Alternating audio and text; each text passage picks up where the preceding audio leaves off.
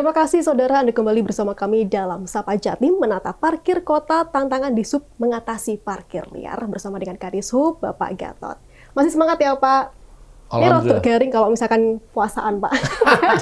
Iya, nggak ada minumnya. Nah, Pak Gatot tadi disinggung soal bagaimana parkir ataupun juru parkir yang masih marak menjadi persoalan kita. Ya. Nah, hingga hari ini saya ingat di awal tahun 2024 kita bahas soal parkir ataupun juru parkir liar ini. Perkembangannya hingga hari ini bagaimana Pak? Tambah parah atau tambah ini sudah ada solusi? Tambah banyak ini. Tambah banyak. Oke.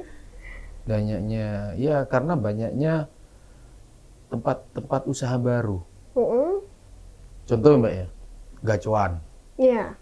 2 cabang nih Pak. 2 cabang. Yang disediain hanya parkir motor. Parkir mobil nggak ada. Ya.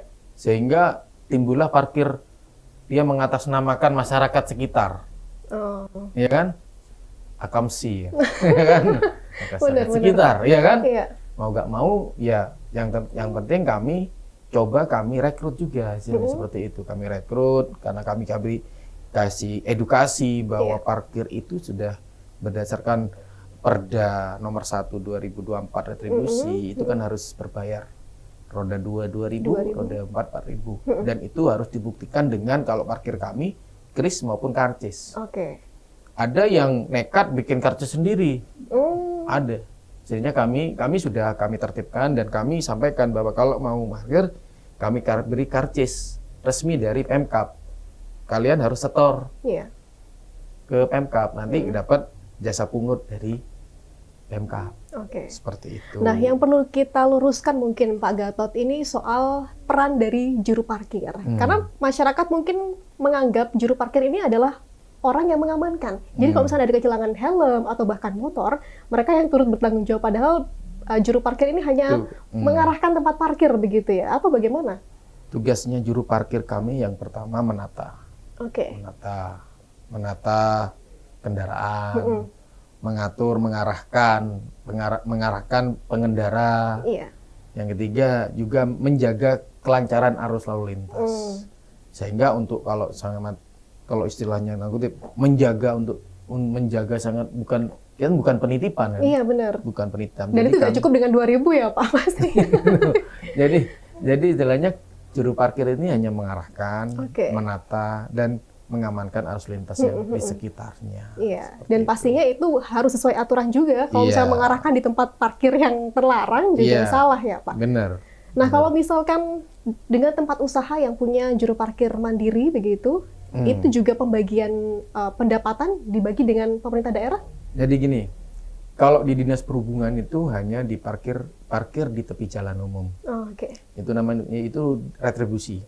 Sedangkan tempat usaha yang punya parkir lahan sendiri itu dikenakan pajak parkir. Pajak parkir itu 5% dari pendapatan yang disetorkan. Pendapatan parkir mereka. Oke. Nah, itu tidak masuk di ranah Dinas Perhubungan. Itu di Bapenda. Langsung ya? Di Bapenda. Jadi ada retribusi parkir, pajak parkir, dan tempat khusus parkir. Tempat khusus parkir ini kayak tempat wisata. Itu dikelola oleh Dinas Pariwisata. Lalu pasar dikelola oleh Dinas koperasi sekarang ya, koperasi. Lalu rumah sakit dikelola oleh rumah sakit sendiri. Oh beda ya Pak ya? Beda. Jadi tidak berhubungan dengan Dishub lagi. Jadi kalau yang Dishub itu hanya parkir yang di tepi jalan. Oke. Nah kalau misalkan di sepanjang Jalan Trunojoyo ini ada beberapa titik misalkan ATM Pak. Nah itu juru parkirnya memang dari Dishub atau ini liar sebenarnya? Ada yang dari Dishub, ada yang kadang liar Mbak. Kadang kan memang petugas kami itu nggak sampai full ya, hanya jam-jam tertentu mungkin. Lah, ada kekosongan itu yang diisi oleh kadang orang yang memanfaatkan. Ya mohon maaf, kadang hanya tukang becak yang bermodalkan fluid iya, ya benar, kan? Benar. Lalu warga-warga ya mohon maaf, warga sekitar yang di situ yang memanfaatkan seperti itu. Banyak di sepanjang jalan, misalkan Jalan Ayani, itu banyak yang dikelola oleh masyarakat mengatasnamakan RT RW-nya di sana atau Iya. pemuda di situ, ya kami fasilitasi, tetapi kami juga mengarahkan mereka Oke. di bawah kendali Dinas Perhubungan. Nah, untuk membedakan yang resmi dan tidak resmi bagaimana, Pak? Kalau yang resmi yang pasti teman-teman itu yang berseragam, Mbak ya. Oke. Yang berseragam, lalu dia memberikan karcis ya. Lalu kalau misalkan cashless, kami juga membawai mereka itu kris.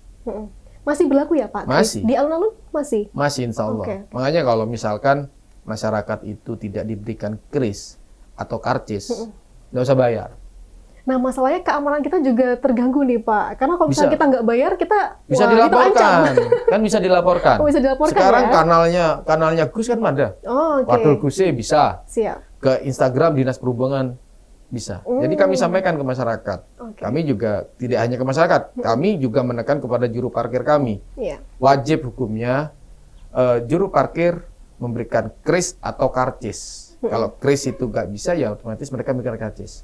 Tetapi kalau nanti pemilik kendaraan tidak diberikan dua-duanya, jangan membayar.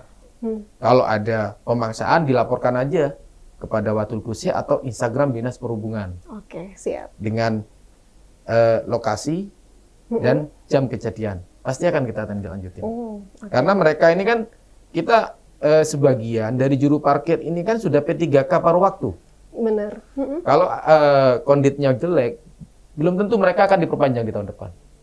Oh, baik. Kita ada surat peringatan 1, peringatan 2, peringatan 3. Dan ada yang sebagian yang outsourcing. Kalau sudah outsourcing, ya kita menekan pada PT-nya. Oh, baik. Seperti itu. Jadi sudah tegas ya, Pak, Iya. untuk penindakan juru parkir liar ini. Ya, waktu dekat ini kami akan sosialisasikan juga, kita bikin banner ke masyarakat di sepanjang jalan bahwa kalau tidak diberikan kris maupun karcis, jangan membayar. Oke, baik.